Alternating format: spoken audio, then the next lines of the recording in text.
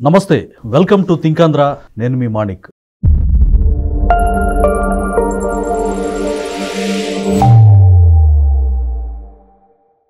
మనతో పాటు ఉన్నారు ప్రముఖ రాజకీయ విశ్లేషకులు అడుసుమల్లి శ్రీనివాసరావు గారు. నమస్కారం సార్. నమస్కారం అండి సార్, ఈరోజు మాజీ సిఐడి చీఫ్ సునీల్ కుమార్ గారు రఘురామకృష్ణరాజు గారిని కస్టోడియల్ టార్చర్ పెట్టిన కేసులో విచారణకి హాజరు కావాల్సి ఉండగా ఆయన సడన్గా హాజరు అవ్వకుండా మా ఇంట్లో వాళ్ళకి హెల్త్ బాగాలేదని చెప్పి హాజరు అవ్వలేదు సార్. ఆల్రెడీ దామోదర్ గారు నిన్ననే గుంటూరు వచ్చారు. మరి గుంటూరు వచ్చి ఆయన ఎదురు చూస్తున్న సమయంలో ఈ మెసేజ్ పంపించారు. అంటే ఇంటెన్షనల్గా ఆయన రాలేదు అనేటువంటి వ్యాఖ్యానాలు మనకు ఉత్పన్నం అవుతా ఉన్నాయి. అసలు ఎందుకు సునీల్ గారు అటెండ్ అవ్వలేదు? దీని వెనకాల ఆంతర్యం ఏంటి సార్? ఇప్పుడు పెద్ద ఆఫీసర్ కదండి, ఆయనకు ఒక ఈగో ఉంటుంది. ఫస్ట్ ఆఫ్ ఆల్ ఈయన విచారణ చేసే ఆఫీసర్ ఈయనకన్నా కొంచెం క్యాడర్ కొంచెం అయి ఉండొచ్చు. అంటే జూనియర్, ఆయన సీనియర్ అయి ఉండొచ్చు. ఒకటి ఆ ఈగో ఒకటి ఉంటుంది. నెక్స్ట్ ఏంటంటే నిర్లక్ష్యం కూడా ఉంటుంది. ఐ డోంట్ కేర్ అన్నట్టుగా నన్ను ఏం చేస్తారులే అన్న ఏం చేస్తారు అంతకన్నా. ఇప్పుడు సర్వీస్ నుంచి డిస్మిస్ చేశారనుకోండి, అది నన్ను అన్యాయంగా డిస్మిస్ చేశారని అనొచ్చు. బాల్ ఆయన కోర్టులో ఉంటుంది. ఇప్పుడు ఎలా ఉంటుందంటే అండి, ఆయన రాజీనామా చేసి వెళ్ళిపోయిన దానికి ఉండే తీవ్రత కన్నా వాళ్ళు డిస్మిస్ చేస్తే తీవ్రత ఎక్కువ ఉంటుంది. ఆయన ఈ విషయంలో కొద్దిగా డిఫెన్స్లో పడినట్టే. ఎందుకంటే మామూలుగా ఆఫీసర్స్ వాళ్ళు చేయిస్తారు. చాలా చోట్ల పెద్ద ఆఫీసర్లు దొరకరు, చిన్న చిన్న ఆఫీసర్లు దొరికిపోతూ ఉంటారు. సపోజ్ ఏదన్నా ఆపరేషన్ చేశారనుకోండి, సపోజ్ ఎన్కౌంటరే ఉంటుంది. ఆ ఎన్కౌంటర్లు ఎవరి చేత చేయిస్తారు? సిఏలు, ఎస్ఎల్ ద్వారా చేయిస్తారు. వాళ్ళు బలైపోతారు. ఆ పెద్ద ఆఫీసర్లకి సమస్య ఉండదు. ఇది నాకు తెలుసు. నాకు విజయవాడలో ఒక ఎస్ఐ పరిచయం ఉండేది. ఒక అతను ఎన్కౌంటర్ చేశాడు 2002 ఆ ప్రాంతంలో. ఇప్పుడు అలా చేయమని అతను చేయడు కాదు, ఏదో ఆఫీసర్ పురమాయిస్తాడు. అది అయిపోయిన తర్వాత అతని కెరీర్లో మచ్చ ఉంది ఏమండి. అతన్ని సరే అప్పుడు సస్పెండ్ చేస్తారు, మళ్ళీ విధిలో తీసుకుంటారు. కానీ ఆ మచ్చ ఉండిపోయింది కదా. తర్వాత అతను సిఐ అయ్యాడు. మరి ఏదో రకంగా దాటుకుని సిఐ అయ్యాడు, కానీ డిఎస్పీ అవ్వలేకపోయాడు. ఇదే అడ్డు వచ్చింది. అడ్డు వచ్చిన తర్వాత మళ్ళీ ఏదో చేసుకుని అటు ఇటు చేసుకుంటూ రిటైర్ అయ్యాడు డిఎస్పీగా. లాస్ట్లో ఇచ్చారు. అంటే అతను అన్నాడు, పెద్ద ఆఫీసులు తప్పించుకుంటారండి, మేము మాలాటోళ్ళని బలి అవుతాం అన్నాడు ఆయన. నా ఫ్రెండ్ ఆయన. తర్వాత ఫ్రెండ్ అయ్యాడు నాకు. ఓ చోట ఆయన పనిచేసిన చోట నేను ఉన్నప్పుడు కొన్నాళ్ళు ఇద్దరం మా ఫ్రెండ్స్. ఇలాగ ఉంటుందన్నమాట. అలాగా ఇప్పుడు ఈ విషయంలో ఈయన ఏకంగా నేరుగా ఇన్వాల్వ్ అయ్యి ఉన్నాడు.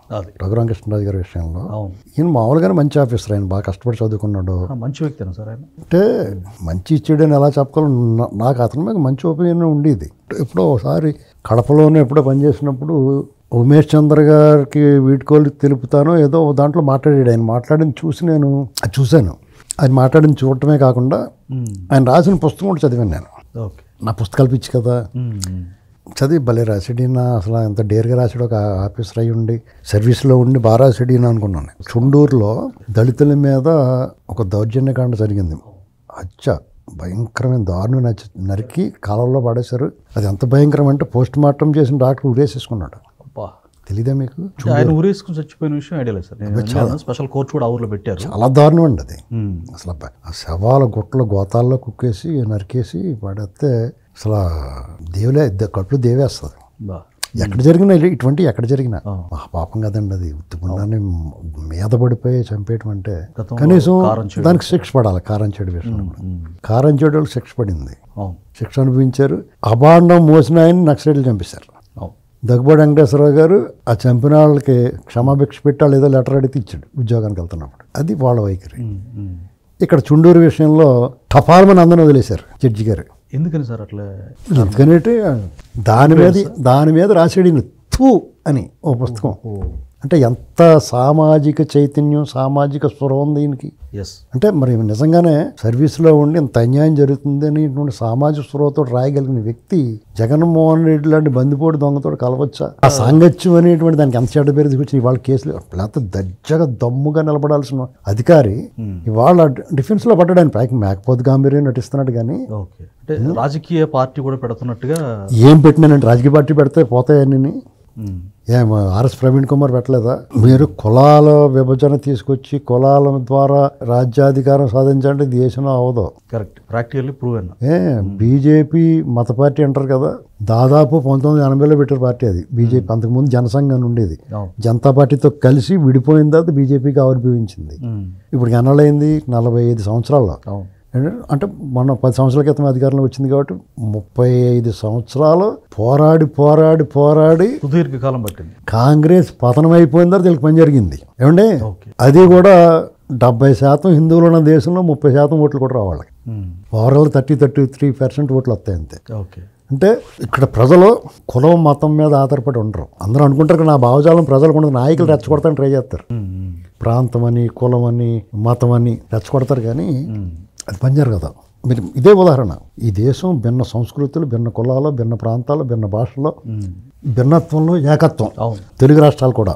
సార్ అంటే సునీల్ గారు ఆయన ఇంటర్నల్గా నేను అందుకు అనవసరంగా జగన్మోహన్ రెడ్డి గారితో సాంగత్యం నెరిపి నేను ఇట్లా లైఫ్ని ఇట్లా స్పాయిల్ చేసుకుంటున్నానే అన్న అంతర్మదనంలో పడి ఉంటారు. డెఫినెట్గా ఉంటుందండి. కానీ ఎలాగా నెపం పడిపోయింది, తప్పు చేస్తారు కాబట్టి దాన్ని సమర్థించకుండా ప్రయత్నం చేస్తారు. ఇందులో ఆయన వాదన కూడా ఒకటి ఉంది, ఆఫ్ ది రికార్డ్ వాదన ఒకటి ఉంది. ఏంటి సార్ అది? ఎలాగంటే అసలు ఏం జరిగింది, వాళ్ళ ఈయన సిఐడి చీఫ్గా ఉన్నారు. అప్పుడు కేసులన్నీ సిఐడి వాళ్ళే పెట్టేవారు, ఎవరమే పెట్టినా. అప్పుడు చాలామంది అరెస్ట్ చేశారు. అచ్చెన్నాయుడు గారి దగ్గర నుంచి, కొల్లి రవీంద్ర గారి దగ్గర నుంచి ఏసీబీ కేసులు, సిఐడి కేసులు పెట్టారు. సునీల్ గారు నెక్స్ట్ ఏమన్నా అటెండ్ అయ్యే అవకాశం ఉంది సార్? అవుతారండి, ఎందుకు అవరు, అవ్వకపోతే అరెస్ట్ చేస్తారు. ఎలాంటి పరిణామాలు చోటు చేసుకున్నారు? ఇక్కడ ఆయన జరిగింది ఏంటంటే, ఆయన సిఐడి చీఫ్గా ఉన్నారు. రఘురామకృష్ణరాజు గారి మీద, మూర్తి గారి మీద రాజద్రోహం కేసు పెట్టారు. దాన్ని ఇల్లీగల్ అరెస్ట్ అది ఆయన తీసుకెళ్ళింది. కరోనా టైం అది, జస్ట్ రెండోసారి వచ్చి తగ్గింది చూసారా, ఆ టైం అనమాట. అప్పుడు అంతర్రాష్ట్ర తెలంగాణకు రావాలంటే అనుమతి కావాలి, తెలంగాణకి తీసుకెళ్లాలంటే ఇలాంటి వాటిలో అనుమతులు ఉండాలి. అంటే ఒక రకంగా ప్రాణాలు రిస్క్ చేసినట్టే కదా. ఆయన తీసుకెళ్ళి అరెస్ట్ చేయాలంటే రాంగ్ హ్యాండ్లింగ్ చేశారు. మెంబర్ ఆఫ్ పార్లమెంట్ అప్పుడు భారత పార్లమెంట్ సభ్యుడైనా ఆయనకు ప్రోటోకాల్ ఉంటుంది. ఆ ప్రోటోకాల్ని ఇప్పుడు జగన్మోహన్ రెడ్డిని ఇవాళ అతను చేసిన పనులకి వెంటనే అరెస్ట్ చేయొచ్చు, కానీ అతనికి మాజీ ముఖ్యమంత్రి అన్న ప్రివిలేజు, దానివల్ల గవర్నర్ గారి అనుమతి, ఇదంతా ప్రోటోకాల్ ఉంది కదా. మరి పార్లమెంట్ సభ్యుడు కూడా ఉండి ప్రివిలేజ్ ఉంటుంది, కనీసం నోటీస్ ఇచ్చి మీరు విచారణకు రండి అని ఇలాంటి ప్రివిలేజ్ ఉండాలి కదా. అవి ఏవి లేకుండా ఎత్తుకెళ్ళిపోయారు. మరి ఇప్పుడు ఏమంటున్నారు కోర్టులు, ఎవరన్నా నోటీస్ ఇవ్వకుండా అరెస్ట్ చేస్తే వెంటనే వదిలేస్తున్నారు. మరి అప్పుడు ఎందుకు వదిలేదు? ద్వంద్వ ప్రమాణాలు ఉన్నాయి అందరి దగ్గర. ఇలాంటివి జరుగుతున్నప్పుడు ఈయన అరెస్ట్ చేసి తీసుకెళ్ళాడు. ఆఫ్ ది రికార్డ్లో కొంతమంది రఘురామకృష్ణరాజు గారికి జరిగింది ఆయన స్వీయ అనుభవం కొంతమంది చెప్పాడు, కొంత మీడియా ముఖంగా కూడా చెప్పాడు. జరిగింది ఏంటంటే, ప్రకాశం బ్యారేజ్ దగ్గర జీప్ ఆపుకున్నారు వీళ్ళు కారు. ఎవరికో ఫోన్ చేశారు, అక్కడ తీసుకురమ్మన్నారు ఈయన్ని. అలా కుదరదండి, తీసుకురాకూడదు అన్నాడు ఈయన. ఈయన లేకపోతే ఈయన ఇంకో ఆఫీసరు, సునీల్ గారు కానీ లేకపోతే ఇంకొక ఆఫీసరు. అప్పుడు అయితే నేనే వస్తాను అన్నాడు, మీరు కూడా రాకూడదు అన్నారు. అప్పుడు సరే అని చెప్పి తీసుకెళ్ళి కొట్టి చూపించారు అంటున్నారు. అది వీడియో చూసి చూపించారని, అది వీళ్ళే నిర్ధారణ చేయాలి, నాకు తెలుసు అది పంపించారని. అది ఎందుకంటే ఆ నిర్ధారణ అవ్వాల్సింది ఉంది ఇంకానే. ఏమంటే మరి ఎన్ని తప్పులు కదా. అంటే మీ పర్సనల్గా వీడియో కాల్ చేసి కొట్టి వీడియో కాల్ చూసి అది వాస్తవం అంటారా మీ అభిప్రాయం? రాజుగారు ఆ మాట చెప్పాడు. అవును, రాజుగారికి కూడా ఆ బృందంలో ఉన్నవాడు ఒకటి చెప్పాడు. ఇది సీరియస్ మ్యాటర్ అండి, అది ప్రూవ్ అవ్వాలి. ప్రూవ్ అవుతే చుక్కలు చూస్తారు వీళ్ళంతా, చంద్రగిరి మాన్యాలు పడతారు వాళ్ళందరూ. ఆల్రెడీ ఎస్టాబ్లిష్ అయింది కాబట్టి విజయపాల్ వీళ్ళందరికీ కూడా అరెస్టులు వచ్చినాయి కదా. ఆ ప్రభావత్ అన్న గవర్నమెంట్ హాస్పిటల్ ఆ డాక్టర్కి సుప్రీంకోర్టు దాకా వెళ్ళి రక్షణ తెచ్చుకున్న తర్వాత అరెస్ట్ అడిగారు వీళ్ళు కూడా వెంటనే మూసేయకుండా. ఇలాంటివి చాలా ఉన్నాయి. ఈ ప్రభుత్వ పోలీస్ డిపార్ట్మెంట్ కూడా కొంచెం వీళ్ళ పట్ల కొంచెం ఉదాసీన వైఖరి అవలంబించింది. లేకపోతే 4 సంవత్సరం 4 మాసాలు అయిపోయిన తర్వాత ఇప్పుడు ఏకంగా ఒక ఎంపీ టార్చర్ కేసు ఆ ప్రభుత్వంలో అన్యాయం జరిగితే ఈ ప్రభుత్వం వచ్చిన తర్వాత నా మొర ఆలకించండి అని ఈయన అంటుంటే మరి దాని మీద ఇంత డిలే అవ్వటం ఎవరో హర్షించట్లేదు. అంటే దీని వెనకాల ఎవరన్నా రికమెండేషన్ ఏమైనా జరుగుతుంది? రికమెండేషన్ ఏమి ఉండదండి. కొన్ని విషయాల్లో రాజకీయంగా ఎలా మలుపు తిరుగుద్ది అనేటువంటిది ఆలోచించుకుంటూ ఉండొచ్చు. అయినా ఆగట్లేదు కదా, నోటీస్ ఇచ్చారు కదా, మిగతా వాళ్ళందరినీ చేస్తున్నారు కాబట్టి తప్పించుకోలేండి అవడం. పొరపాటున ఒకవేళ ఎవరైనా అప్రూవర్గా మారినా ఇది నిర్ధారణ ఇక్కడ దానికోసం ఆగి ఉండొచ్చు. అయినా చేయమన్నాడు అని తోసేస్తారు అంతే. ఇప్పుడు ఈయన ఆ విషయంలో కొంచెం గట్టిగా ఉన్నాడు ఇప్పుడు దాకానే. పోస్టింగ్ లేదు ఇప్పుడు ప్రస్తుతానికి సునీల్ కుమార్ గారికి. ఆ వాళ్ళు సరే 3rd డిగ్రీ ఎవరి మీద ఏదైనా విచారణ చేయాల్సి వచ్చినా, ఏదైనా స్కామ్లో ఉన్నప్పుడు కూడా విచారణ చేయాల్సి వచ్చినప్పుడు 3rd డిగ్రీ ప్రయోగిస్తారు. ఈయన మీరు ఏ విచారణ చేయాలని కొట్టారు? కావాలని ఇంటెన్షనల్ మామూలుగా కొట్టలేక చావు కొట్టేది చంపేస్తానికి చూసారని చెప్పి ఆయన ఓపెన్గా చెప్పాడు. కొంతమంది చెప్పుకోరు కానీ ఆయన ఓపెన్గా చెప్పాడు. ఆయన జడ్జి గారి ముందు బోర్మని కల్పించాడు. ఆయన బా చూపిస్తే జడ్జి గారు వెంటనే హాస్పిటల్ పంపిస్తే ఆ ప్రభావతికి అబ్బాయి ఏం లేదు అంత బాగుందని చెప్పింది. అంత దుర్మార్గం ఆవిడ, కరెక్టే సార్. మహాపాపం కదా ఆవిడకి. ఏంటండి ఇప్పుడు మీరు రేపు తిండి కడుపులోకి వెళ్తా కనీసం రేపు వద్దన సార్ ఆ ఉసురు పాపం మీకు తగలదా మీ పిల్లలకి ఖచ్చితంగా, కానీ మీకు కానీ 100%. ఏదో మనకు అయిపోయింది అనుకుంటే మేము కొట్టేసాం తిట్టేసాం అధికారం ఉందనుకుంటే రేపు వద్దని మిమ్మల్ని కొడితే ఎవడన్నా మానవత్వం ఇసుమంతా మానవత్వం ఏమైపోయింది అవును చెప్తాడు. ఆడిదేం పోయింది జగన్ రెడ్డికి కొట్టమని చెప్తాడు. మీరు అధికారులు ఇది ప్రమాదం అండి ప్రాబ్లం వస్తుందని చెప్పాలా, అంతే కదా. ఆ విషయంలో ఆ, చాలా తప్పు చేశాడండి ఈయన. ఇవాళ ఎవరు అవమానం పాలవుతున్నాడు ఎంత చదువుకుని ఈయన. కరెక్ట్. ఇప్పుడు ఆయన ఎక్స్ప్లెనేషన్ ఇచ్చుకోవడానికి కూడా ఏం లేదు ఇక. ఇప్పుడు ఆయన నోటీస్ ఇచ్చారు విచారణ రమ్మని. నిన్న మొన్న మీడియాలో మాట్లాడాడు అదే చెప్తాడు విచారణలో కూడా.